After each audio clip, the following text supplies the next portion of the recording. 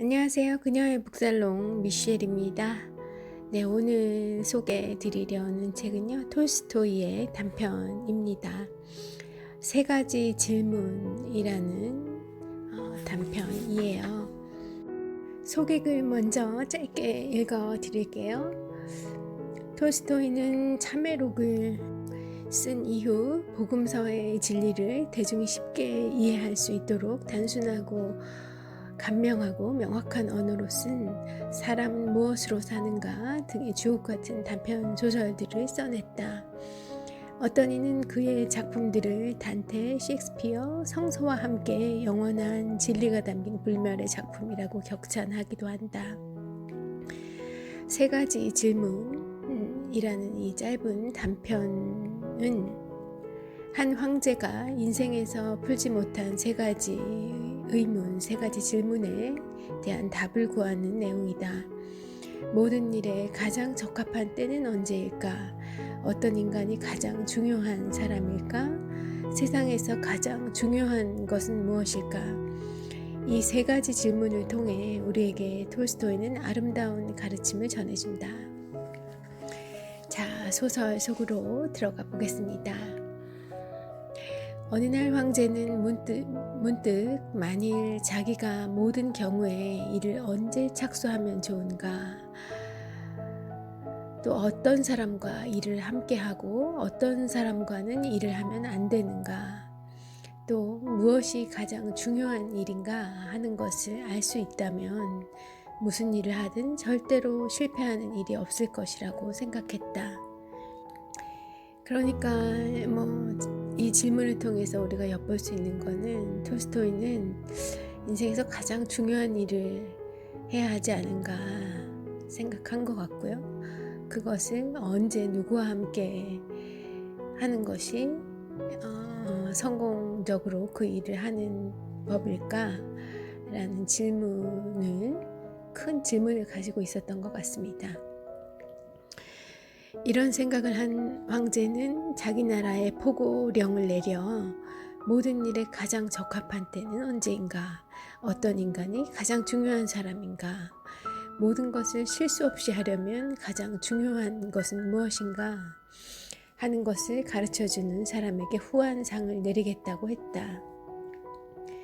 그랬더니 많은 학자들이 황제에게 와서 그의 질문에 여러 가지 대답을 했다. 첫 번째 질문에 대해 어느 학자는 이렇게 답했다. 모든 사업을 시작할 가장 적당한 시기를 알기 위해서는 미리 연, 월, 일을 기록한 표를 만들어 그 예정표대로 엄격하게 시일을 지켜서 실시할 필요가 있다. 그래야만 비로소 모든 일이 가장 적절한 시기에 행해지는 것이다. 라고 하였고, 두 번째로 온 사람은 다음과 같이 말했다. 어떤 일을 언제 하느냐 하는 것은 사전에 결정할 수가 없는 것이다. 그러니 쓸데없는 놀이에 정신을 빼앗기지 말고 항상 일어나는 일에 주의를 게을리하지 않으면서 그때가 닥치면 자연히 요구되는 것을 실천에 옮길 수 있도록 해야 한다. 라고 말했습니다. 세 번째로 온 사람은 다음과 같이 말했죠. 황제가 아무리 어떤 때에 일어나는 것에 대해서 주의를 기울인다 하더라도 언제 무엇을 해야 한다는 것을 항상 정확하게 결정하는 일은 한 사람의 능력으로는 가능한 일이 아닙니다. 그러므로 평소 현명한 사람들을 고문으로 두고 그 충고에 따라서 무엇을 해야 하느냐 하는 것을 결정하실 필요가 있겠습니다. 라고 말했죠. 다음으로 네 번째로 온 사람은 이렇게 이야기합니다.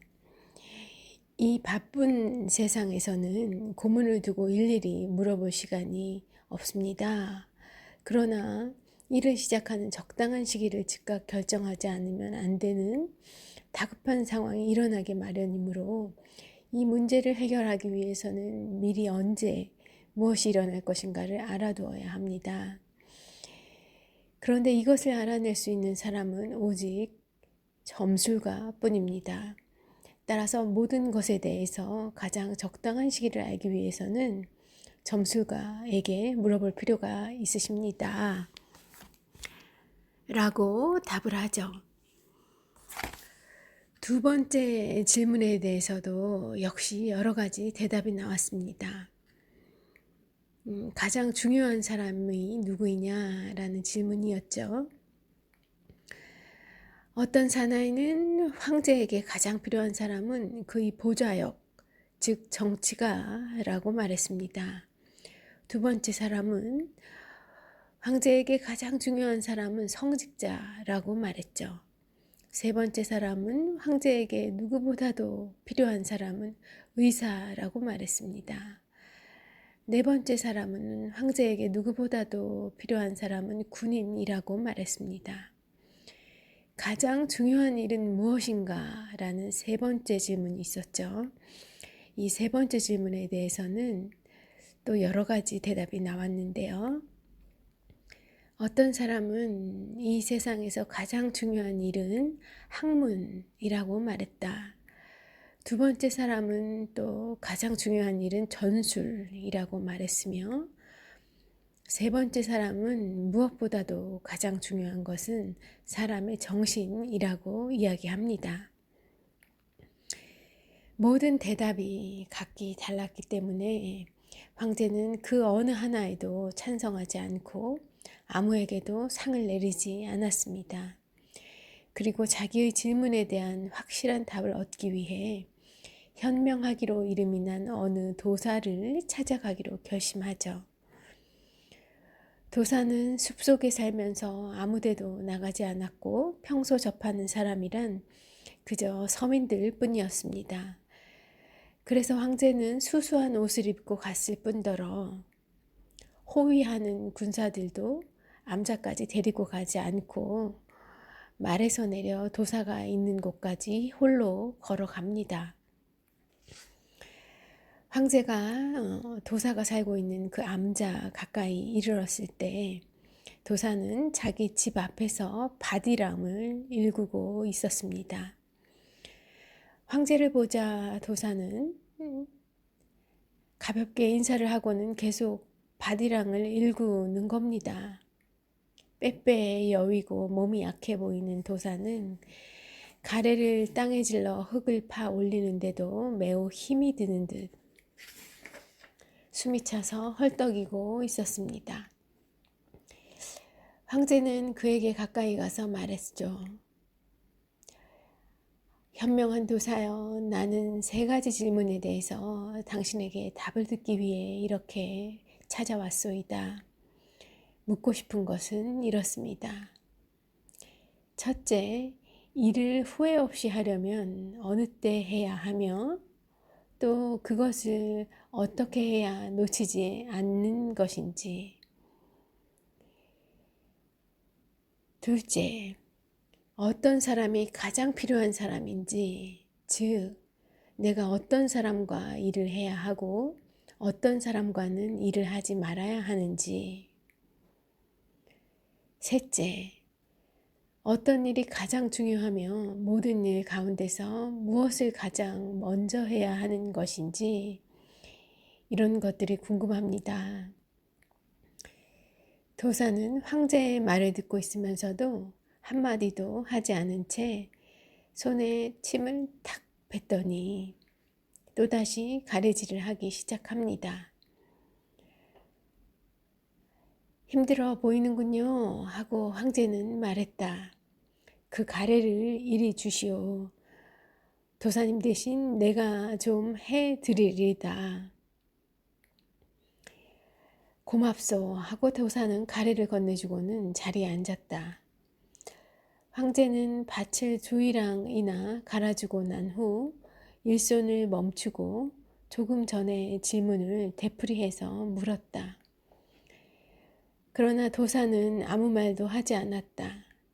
그리고 일어나더니 가래를 달라고 손을 내밀었다. 자, 이번엔 당신이 좀 쉬시오. 내가 할 테니까.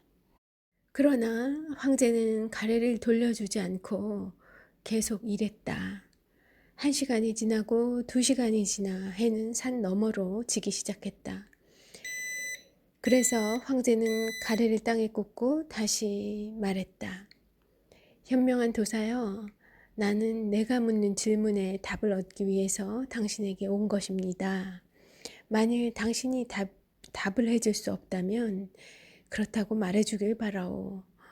나는 집으로 돌아가야 하니까요. 아, 누군가 이쪽으로 달려오고 있구먼 하고 도사가 말했다. 도대체 저게 누굴까? 황제가 뒤를 돌아보니 정말 한 사나이가 이쪽을 향해서 달려오고 있는 것이 보였다.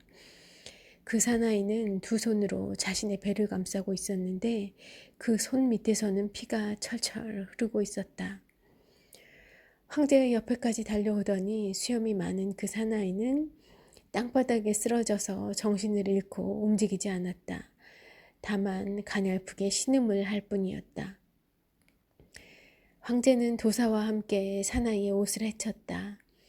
사나이의 배에는 큰 상처가 나 있었다.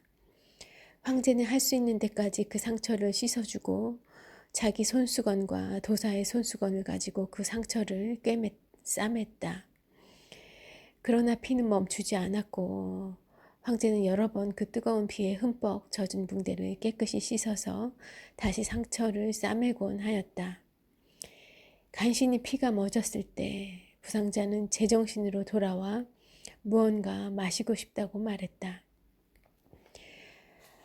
황제는 깨끗한 물을 떠다가 부상자에게 먹여주었다. 그 동안에 해는 완전히 져서 서늘해졌다. 황제는 도사와 함께 부상자를 암자로 옮겨서 침대 위에 눕혔다. 부상자는 곧 잠들었다.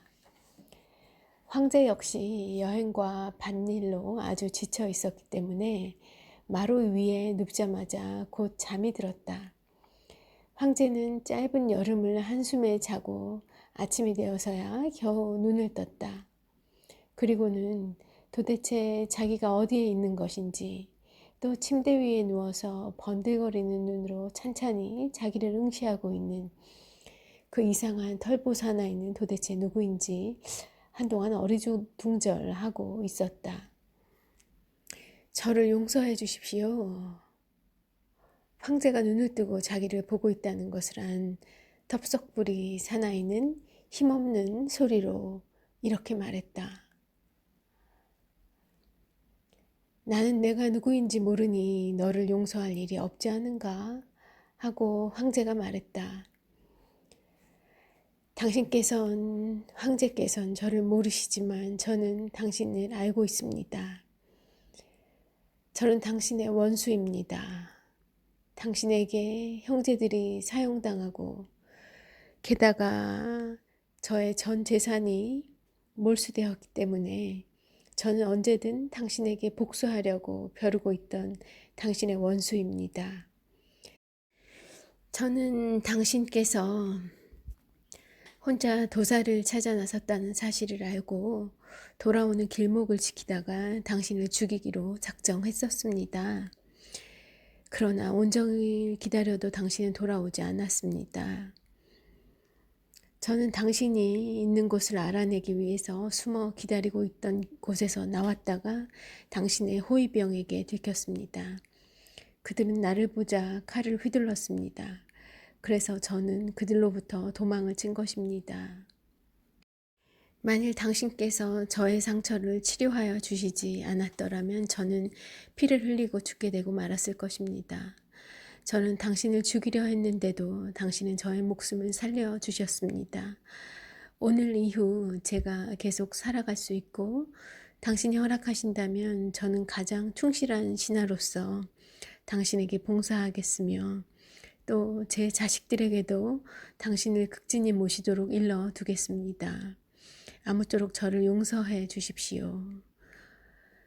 황제는 마음속으로 이렇게 쉽사리 원수와 화해할 수 있었던 것을 기쁘게 생각하고 그를 용서했을 뿐만 아니라 그에게 몰수했던 재산을 돌려주고 게다가 자신의 하인과 의사를 보내서 치료까지 해주겠다고 약속했다. 사내와 이야기가 끝나자 황제는 도사를 찾아 두리번거리면서 문간으로 가는 계단으로 갔다. 그는 떠나기 전에 다시 한번 마지막으로 자신의 그 세 가지 질문에 대한 답을 묻고자 했던 것이다. 도사는 들에서 어제 갈아놓은 밭이랑 옆에 앉아 배추씨를 뿌리고 있었다. 황제는 그 옆에 가까이 가서 말을 걸었다. 현명한 분이여, 마지막으로 다시 한번 당신에게 나의 질문에 대한 답을 청합니다. 라고 했더니 도사는 이렇게 이야기합니다. 아니, 벌써 그 대답은 듣지 않았습니까? 도사는 빼빼 마른 종아리를 구부리고 앉더니 자기 앞에 서 있는 황제를 쳐다보면서 말했다. 대답이 끝나다니 그건 또 무슨 소리요? 황제가 되물었다. 무슨 소리라뇨? 도사는 말을 이었다. 만일 당신이 어제 내가 지쳐있는 것을 불쌍히 생각하지 않아 나 대신 이 밭이랑을 읽어주지 않고 그대로 돌아가고 있었다면 저 힘이 센 부상자는 당신께 달려들었을 테니 당신은 나와 같이 여기에 머물러 있지 않은 것을 후회했을 것입니다. 이렇게 생각해 볼 때 가장 적당한 시기는 당신께서 가래질을 할 때였고, 그리고 나는 당신에게 가장 중요한 사람이었고, 또 가장 중요한 일이란 것은 남에게 선행을 한다는 것, 바로 그것이었단 말입니다. 그리고 또 사나이가 달려왔을 때 가장 적당한 시기는 당신이 그 사람을 간호했을 때였으니 그 이유는 만일 당신이 그 사나이의 상처를 치료하지 않았더라면 그는 당신과 화해하지 못한 채 죽어버리고 말았을 테니까요. 그러니까 그때 가장 중요한 인물은 저 사나이였고 당신이 그를 위해서 하셨던 일이 가장 중요한 일이었던 것입니다. 그러니까 잘 기억해 둬야 합니다. 가장 중요한 시기라는 것은 오로지 지금 이 순간이라는 것을. 그 이유는 지금이라는 하나의 시기만이 우리 인간을 통제할 수 있기 때문입니다. 그리고 가장 중요한 인물은 현재 자기가 관계를 맺고 있는 사람입니다. 그 이유는 자기가 다른 사람과 언제 만남을 가질 수 있을지는 아무도 알 수 없는 일이기 때문입니다.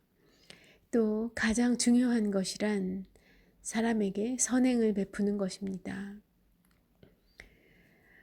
오직 이것만을 위해서 이 세상에 태어나 살고 있기 때문입니다. 네, 이 세 가지 톨스토이의 질문에 대한 답이 이렇게 오는군요. 가장 중요한 오늘, 가장 중요한 주변에 계신 분들과 함께하는 좋은 시간 되시길 바라면서 미셀은 오늘 또 중요한 오늘 잘 살러 가보겠습니다. 좋은 하루 되십시오.